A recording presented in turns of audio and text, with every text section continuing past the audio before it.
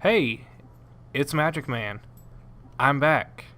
The rumors of my death were, you could say, greatly exaggerated, or they found a cure for death. I'm not sure which. But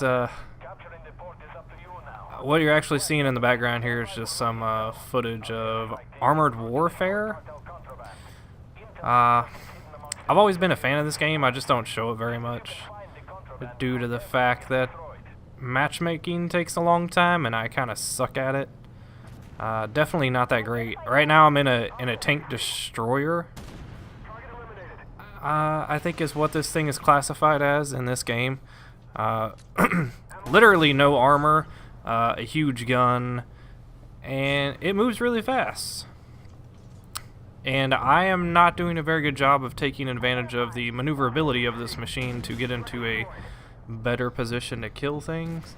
But anyways, I just wanted to put this video out to just kind of raise I'll say awareness, even though that's probably not a good word, but I'm just putting it back out there that I'm going to be bringing some more World of Warships content here pretty shortly. And I might feature some Armored Warfare on the channel.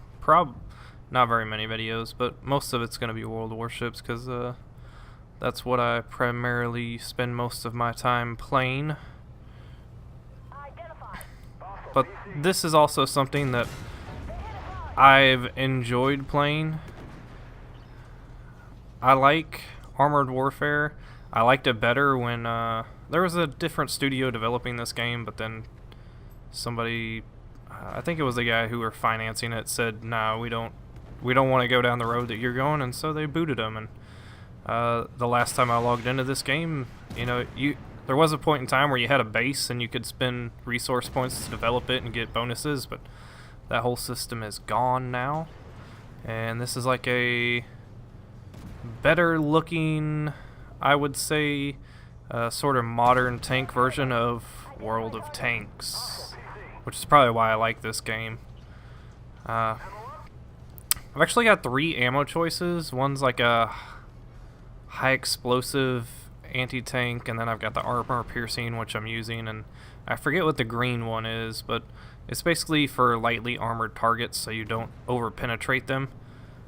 Because I do have an overmatch mechanic in this game where if you shoot something with your armor piercing and a lightning target, it'll just pass through the target, doing about a third or half of the damage, something like that. I don't know, it doesn't matter. They also have smoke screens, which in this game, which are pretty cool, which immediately break line of sight with somebody, but they only last for like 5 seconds. It's not very long duration. I like shooting people in the engine because I really want to get an engine fire, but it never works out for me. But yeah, coming up in the next couple of days, I should be rolling out some World of Warships videos. And I actually just heard that Wargaming is changing a couple of maps. You got Trap, which is that map with the islands that surround the cap circles. There's the B point, which has the island right in the middle of it, and the 2 big islands on either side of it.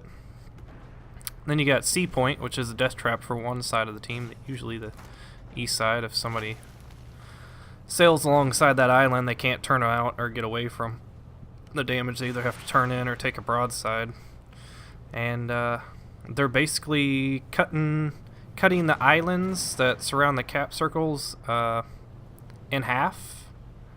I mean, they're not making the islands any smaller. They're just cutting a ravine that you can sail through, or a pass that you can sail through in those islands. So it's going to give you some more opportunities to shoot into the cap circle through them, but it'll also give you the option to actually escape out of those cap circles if it gets too hot. Whereas currently, if you get stuck in there, you're pretty much screwed if you get surrounded. Like, there's no way to get out. And the other one is Tears of the Desert, also known as Tears of the Cruiser, which I hate that map. They're actually going to rotate the spawn points about 90 degrees. So instead of spawning, behind the islands, you're gonna spawn off to the side of the islands, to the north and south. So you can actually, and they're gonna rearrange the islands a little bit, so there isn't such a huge open space in the middle.